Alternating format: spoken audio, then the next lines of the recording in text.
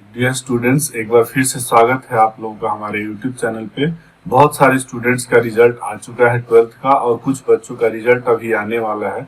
लेकिन इस दौरान जो मेन समस्या होती है स्टूडेंट्स के साथ, वो होती है कि हम कौन सा कोर्स चुने, कहाँ पढ़ाई करें और किस तरीके से हम अपने करियर को एक नई दिशा दें। तो इस चैनल पे अभी मैं बात करूंगा आपसे कि कोई भी करियर क्या क्या चीज ध्यान रख के चुनना चाहिए, और साथ ही साथ किसी कोर्स का कितना महत्व है, और वो कोर्स किसी कॉलेज में चलता है तो उस कॉलेज का कितना महत्व है। एक एक करके हम लोग ये देखेंगे। सबसे पहले बात आती है कि वो कोर्स कौन सा चुने। तो मैक्सिमम लोगों के माइंड में आ रहा है कि सिर्फ बीटेक ही बढ़िया कोर्स है। कोई सोचता है कि बीए कर लें, कोई कहता है बीएससी कर लें। ऐसे तमाम सवाल हैं। साथ ही साथ कुछ स्टूडेंट्स के माइंड में है कि एरोनॉटिकल इंजीनियरिंग कर लें, कुछ के माइंड में है केमिकल इंजीनियरिंग कर लें। ये तमाम सवाल हैं जिनके जवाब हमें एक एक करके ढूंढना है। तो सबसे पहले ये देखना है कि आप कौन सा कोर्स चुन रहे हैं। जैसे जो कोर्स आप चुन रहे हैं, क्या वो आपके माइंड में बहुत पहले से है, या फिर किसी को देख करके या इन्फ्लुएंस होकर के आप वो कोर्स चुन रहे हैं। अगर आप किसी इन्फ्लुएंस होकर के वो कोर्स चुन रहे हैं, आपके पास बहुत मजबूत इरादा नहीं है, या आपने बहुत दिनों से सोचा नहीं है, तो उस पर आपने बहुत सारा काम किया नहीं होगा।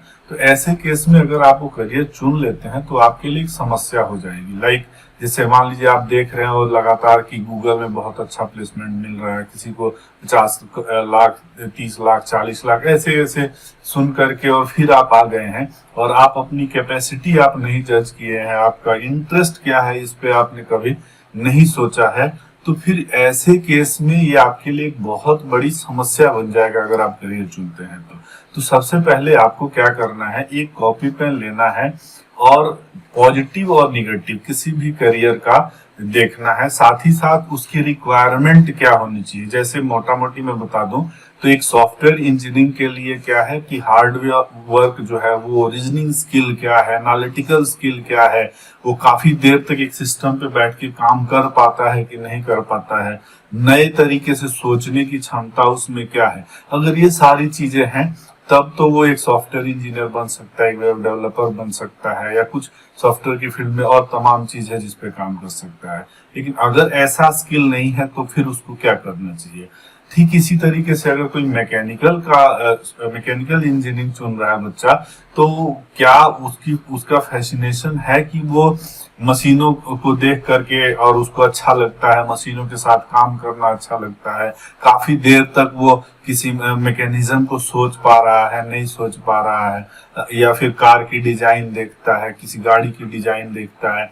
अगर इस तरीके से चीजें हैं तब तो वो कर सकता है। लेकिन अगर ऐसा नहीं है तो फिर से उसके लिए समस्या हो सकती है। साथ ही ये भी देखना है कि कैलकुलेशंस जो हैं वो आप कर पाते हैं कि नहीं कर पाते। अगर मान लीजिए कि आप इंजीनियरिंग की फील्ड चुनते हैं और मैथमेटिक्स आपका बहुत अच्छा नहीं है, या फिर आपका रीजनिंग बहुत अच्छा नहीं है, तो फिर वो आपके लिए एक समस्या बन जाएगी। तो इसलिए जो भी चुने बेस्ट चुने, क्योंकि करियर में यू टर्न नहीं होता है। आप कभी भी जो करियर चुन लेते हैं तो उसमें फिर आप बैक नहीं होते हैं, और हर करियर बेहतरीन हो सकता है। ये भी है, जैसे मैक्सिमम लोग ये सोचते हैं कि किसका फ्यूचर बढ़िया है।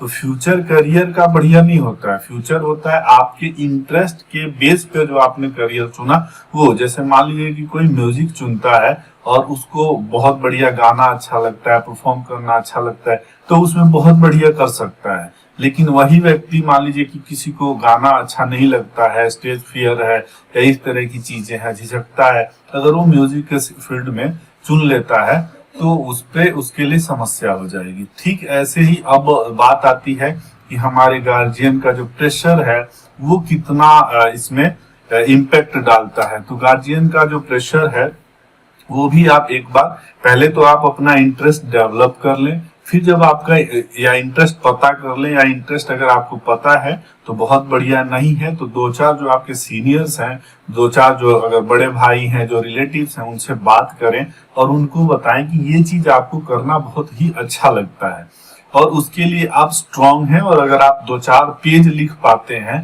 कि ये चीज है जिसकी वजह से, अगर आप रीजन लिख सकते हैं, तो फिर आप उस वो करियर चुनने के बारे में अपने गार्जियन से बात करें, फिर उनसे कहें कि आप अगर इंजीनियरिंग कराते हैं या कोई और भी करियर, मतलब मैं ये नहीं कह रहा हूँ कि इंजीनियरिंग खराब है या अच्छा है या कुछ भी, मैं ये कह रहा हूँ कि वो जो फील्ड है, कोई भी करियर जो पार्टिकुलरली आपने चुना, उस पे आप बात करें गार्जियन से और फिर उनको कन्विंस करने की कोशिश करें। फिर कुछ रीजंस, कुछ लॉजिक्स गार्जियंस के भी होंगे, उनसे डिस्कस करें और डिस्कस करने के बाद फिर आप क्या करें, ये देखें कि कौन कौन सा टेस्ट दे करके और आप उस फील्ड में जा सकते हैं। जैसे अगर आप 12th पास कर चुके हैं तब तो बहुत समय नहीं है आपके पास कि आप अपना फिर से टेस्ट दें और तमाम चीज, क्योंकि काफी सारे टेस्ट निकल चुके हैं।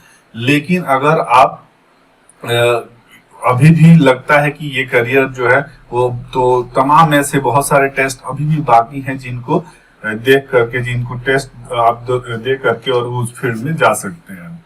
यहाँ एक बात ये बताना मैं जरूरी समझता हूँ कि आपके लिए कोई भी करियर या कोई भी कोर्स सिर्फ चुन लेना बेहतर नहीं है। उस कोर्स के लिए बेहतरीन इंस्टीट्यूशन चुन लेना बहुत ही जरूरी है। और बेहतरीन इंस्टीट्यूशन चुनने के लिए अगर आप टेस्ट दे लेते हैं कुछ, तो डायरेक्ट एडमिशन लेते हैं, तब तो आप प्राइवेट कॉलेजों में तमाम जगह पे आपको एडमिशन मिल सकता है। रैंक और आपकी क्वालिफिकेशन और आपकी जो मार्क्स हैं उसके बेस पे अच्छे कॉलेजों में अच्छा मेरिट चाहिए होता है। अगर थोड़ा सा डाउन कॉलेज है तो कम मेरिट चाहिए होता है। लेकिन अगर आप मान लीजिए बेहतरीन इंस्टीट्यूशन में पढ़ाई करना चाहते हैं, लाइक डिजाइनिंग में चाहते हैं, तो वर्ल्ड क्लास जो डिजाइनिंग के इंस्टीट्यूशंस हैं या नेशनल लेवल पे इंस्टीट्यूशन है, उनको चुने तो शायद बेहतर कर पाएंगे। ऐसे ही फैशन टेक्नोलॉजी के लिए देख रहे हो तो इंडिया में निफ्ट जो है उसको चुन सकते हैं। तो फिर उसके बाद आता है क्या वो टेस्ट आपने भरा है, अगर टेस्ट भरे हैं तो क्या उसके लिए आपकी तैयारी है। जैसे निफ्ट में अगर हम बात कर लेते हैं तो डिजाइनिंग और आपकी ड्राइंग वगैरह अच्छी होनी चाहिए। तो अगर आपकी ये स्किल अच्छा है तो आप उस टेस्ट को क्लियर कर सकते हैं। ठीक है, ऐसे आर्किटेक्चर का कोर्स है, तो कोई भी कोर्स जो अब आप चुनने जाते हैं तो वहां पे एक पूरी आपके पास रोड मैप होना चाहिए कि जिस रोड मैप के थ्रू आप जाए, प्रोसेस से जाएंगे तो बेहतर कर पाएंगे। अदरवाइज फिर अगर फैसिनेशन है या देख करके आप कोई कोर्स चुनते हैं किसी और का, तो आप इन्फ्लुएंस हो रहे हैं और इन्फ्लुएंस में आप करियर चुन तो लेंगे, कोर्स चुन लेंगे, लेकिन कुछ टाइम के बाद आपको लगेगा कि नहीं, अब मेरे से ये गलत करियर चुना गया। तो फिर ऐसी चीजों से बचने के लिए 4-5 मोटी मोटी बातें हैं। पहली ये कि कौन सा कोर्स बेहतर है और उसके लिए क्या मैं बेहतर हूँ, दूसरा सवाल है।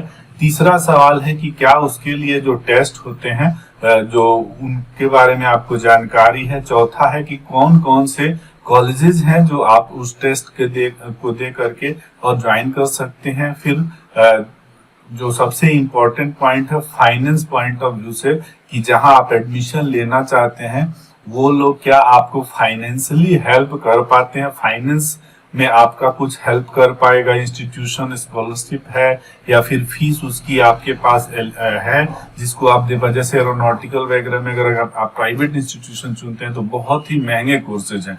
तो ऐसे केसेस में आप अपना बजट देखते हैं और फिर उसके अकॉर्डिंग चलते हैं।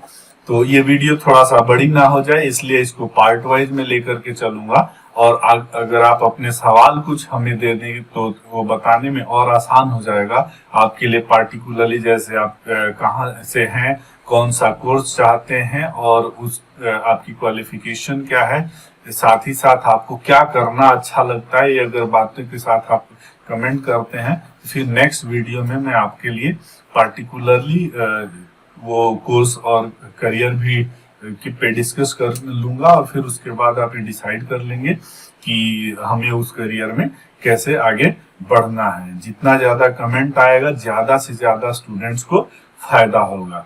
तो मिलते हैं अगले वीडियो में एक अगले टॉपिक के साथ और साथ ही साथ अगले कुछ अलग करियर और एडमिशंस रिलेटेड डिस्कशन के साथ। तब तक के लिए थैंक यू, धन्यवाद।